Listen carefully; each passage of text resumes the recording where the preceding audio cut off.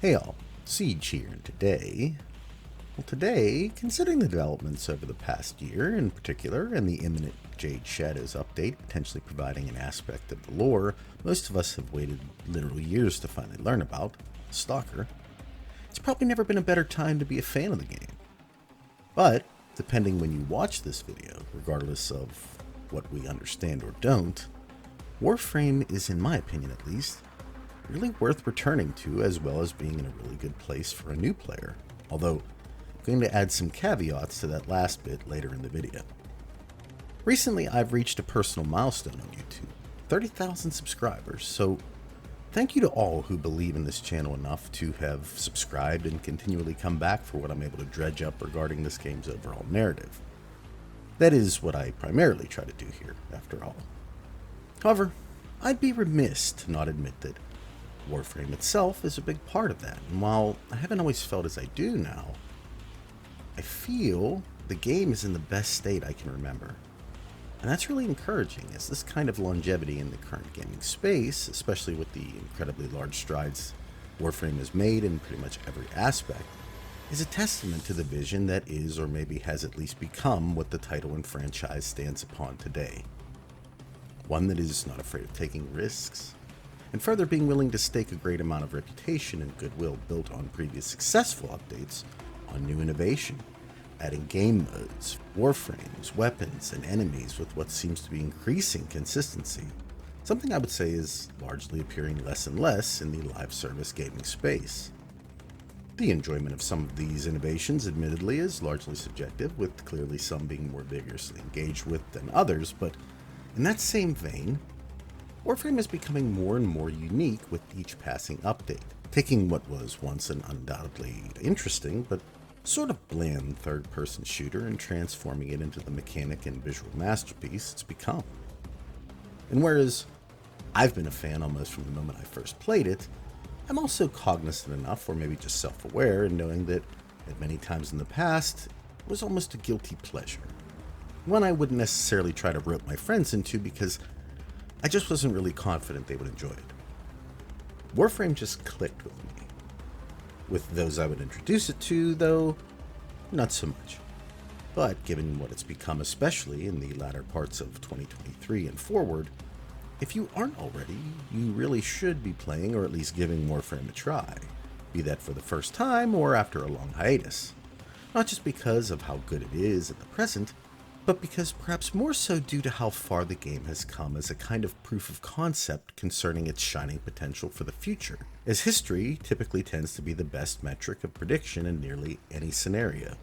And while some of these growing pains may have felt a bit more excruciating at times, the vast majority of the old gripes I've had with this game, especially in the way of bringing new players in, being excessively grindy for very little at times, having no discernible endgame, and just generally not knowing exactly what it wanted to be, while certainly not perfected, all of these things have been at least meaningfully addressed, and in some ways made unequivocally more enjoyable, leaving someone like myself, who's been involved for close to a decade, with a lot to do now. I feel my time in some of these areas is being a fair bit more respected, if you will, allowing me the opportunity to partake and even enjoy elements of the game that in the past I vehemently stayed away from. Actually, it's even in many cases made revisiting some of the older stuff in order to maximize my effectiveness in the game's current iteration of endgame, which utilizes the entirety of the arsenal you've accumulated in a random method from week to week, feel new and maybe now closer to the original vision the developers had in the first place. Grinding for frames and reputation or XP has never been easier, with newer updates relieving more and more of this grind as time goes on.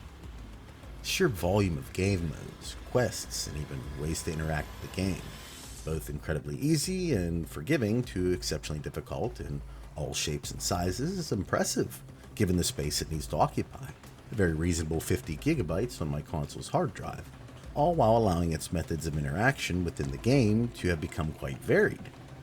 Warframes, operators, arcwings, necromechs, K-Drive,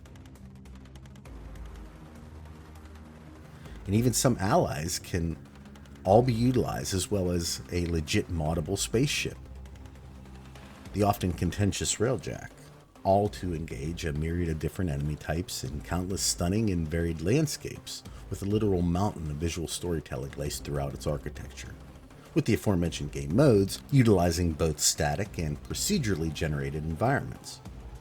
Add in the staggering number of incredibly feeling and diverse weapons and abilities, and the question should be asked, what other game in the current market offers more? Especially considering all of this is completely free if you're willing to or even enjoy putting the time in to play the game for it. Very few and increasingly less, at least as of 2024, I'd say. Obviously, things can always change, but I'd be willing to bet Warframe offers its community equal or better than anything that might come to mind, especially if you enjoy third-person shooters or shooters in general. And I think the most important part of it all, the thing that will always make me excited for new content from Digital Extremes, is that the team that makes this game still appears passionate about it. That's the key. They still attempt to keep their finger on the pulse of what the community wants, most likely walking that line between what their corporate overlords might desire and the community's needs. And I think for the vast majority, they do exactly that, or at least do their best to achieve that. And if you aren't aware, that's no small thing. It can be incredibly difficult when owned by another corporation that is generally only concerned with appeasing stakeholders. And friends, there's only one way to do that: profiting on their investment. So never forget how difficult the position is they are in. Having been deep within the corporate structure on multiple occasions myself, I can tell you that every time they rolled back something that they were charging for, either in offering more value or outright lowering the cost, they had to answer for that from someone who could care less about you, how you feel about it, or Warframe as a game in general, as long as they can make their quarterly figures. But don't be afraid to call out what you feel is predatory. DE is actually listening. And they do make mistakes. This is, however, the exact kind of thing that really inspires me. In truth, I've never felt bad about making a purchase in Warframe, and I've never really engaged with Warframe's trading space, a robust one at that, but just not my speed, so platinum on my account in videos you see is always from actual purchases, because I believe in the idea that those at DE, especially the ones making the tough decisions, do it with their consumer in mind. That, well, it becomes more and more impressive with each passing day in our current profit at all costs society. And it's not just about keeping the game going or keeping player engagement high, all things I'm sure they believe to be important as well, but they care. It's narrative, it's systems, just generally if it's fun or not. And they are willing to defend what they believe because they play the game and they know it's good. Little things like this make me more and more happy that I chose to stick with Warframe versus just migrating back to Destiny, something that was up till that point much more familiar. As many of you know, I started as a Destiny YouTuber and migrated over to Warframe shortly before the launch of Destiny 2. So it's the only game I've been playing as long to be able to make a truly comprehensive comparison over the similar lifespans while keeping up with all the content as it was released, and up until just recently probably had to play more consistently than Warframe, mostly because of the content drip method Destiny utilizes versus Warframe's, which is like, blam, here's the content, go at it. And whereas I think an argument can be made that both are useful in their own ways, I'm using it as a really good example of how both companies' mindsets have kind of evolved. There's a part of the Game Developers Conference where Bungie's current CDO, Justin Trubman, at the time of the video at least, makes very important statements that I feel encapsulate what's been lost in gaming. You've probably already seen these before. Because it's hard to tell a team that has extra cycles and they have energy and they want to do something amazing and they know how to do it. And it totally would be amazing and awesome for the game. Sometimes we have to tell them, like, we shouldn't ship this because it's an over delivery that is going to set us up for failure on future trains. The idea of holding back employees with what are perceived to be good ideas, just so you don't over-deliver, while I'm sure is a big hit at the shareholders meeting, holds little if any value to the customer. How can players continue to be passionate about your game when you are actively curbing the passion of the people you've entrusted with keeping the game engaging? This is a paradox that cannot be overcome. Not in this dimension or any other, I promise you that. Warframe's model allows for engagement when a player feels like it. I know this because that's how I play. Being that I typically have to play for the channel, gathering footage, having to run the same missions or play quests multiple times in a row, I have to take breaks. If I did that in, say, a game like Destiny, given my niches in lore, I'd miss potentially huge aspects of the overall narrative without ever being able to go back, aside from watching it on YouTube. With Warframe, I really don't have to worry about that. And on a personal side note, I'd be remiss not to admit that I saw promise in the story the minute this little guy was injected into the overall narrative, and he definitely keeps me coming back. Thankfully, much of my early predictions regarding this character actually made it into the narrative, as DE did give clues regarding where they wanted to take the story. And now, well, it's just fantastic. What's more, it appears to get even more intense with each update, really bringing a universal type threat with a truly menacing feel to them, making our overly exaggerated powers and weapons somehow still seem inferior to what we are starting to learn has been there the whole time. With some of the emotional and psychological aspects of many of the quests really hitting, either in revelation or empathy, but magnanimous in nature nonetheless. Making you, the player, feel something, and often it's not something you anticipated. I know it will be heavily debated, but Warframe is heading into some of the most intriguing lore in any game I can think of. Pick your title, and this story can easily hold its ground against it, and sure, you may think that's impossible, but you just don't know enough about it yet. That's all. Come to my channel, and I'll learn you, I promise. One legitimate look around areas like Trotty Labs, or the Zeraman 10-0, or even the Corpus Gas City on Jupiter will make anyone intrigued with more than just the pew-pew or gameplay wonder what the hell is going on here. And they'd be right to do so. There'd be monsters here, along with a metric ton of visual world building. Now, earlier I mentioned caveats surrounding new players, and if there is a major negative, it really surrounds the level of engagement the early game requires. Acquiring the best mods and weapons will require game time. There's just no way around it. Like every other game, Warframe's not perfect, and there's a lot of required covered ground for some of the more obscure items, as well as even some of the additional hidden narrative. But I mean, isn't that a good thing? Don't we want to have things to do? Just keep in mind there is a lot to do if you're looking to have the best of the best, and I feel it's worth mentioning.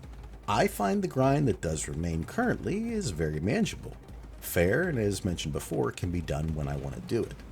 In a live service game, I view that as a positive in that it makes acquiring these items or information mean something, versus just being handed everything. But there's also the aforementioned thriving market community that you can use money to pay for the game's premium currency, platinum, or sell items you accumulate along the way and use your return to get whatever you need, should you rather buy or trade for items you don't want to wait for. Oh, and one more thing. Here's a dirty little secret about Warframe. Warframe is a single-player game with multiplayer functionality. Oh yeah, I said it. This game is made for single players. Quests themselves are typically single-player only. You can play this game in solo mode, allowing you to even pause the game itself, should you need to get up and do, well, anything you can fill in the blank there with. There's literally nothing that's completely out of reach as a single player, even if you're not good at the game, should you make the choice to join random groups. Will you upset some other people you can match up with at any time you choose for not having either the meta setup or even a basic understanding of what you should be doing? It's tough to say.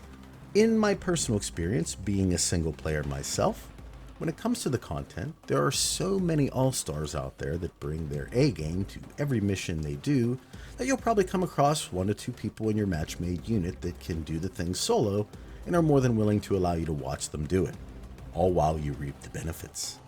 With that in mind, please be kind to your fellow Tenno. If you go into a piece of content that seems like it's going to be challenging, care a little bit and maybe check out a video beforehand. Maybe you can actually contribute meaningfully and you just don't realize it. And if you actually have friends, well yeah, all of this will probably be even more fun. Being able to do all of it with your important people. Because even during its lower points. Warframe's always had something. And even today, I'm still not exactly sure what that is, but when you put together a build and allow the game to make you feel like the god you've always wanted to be, well, there's almost nothing like it.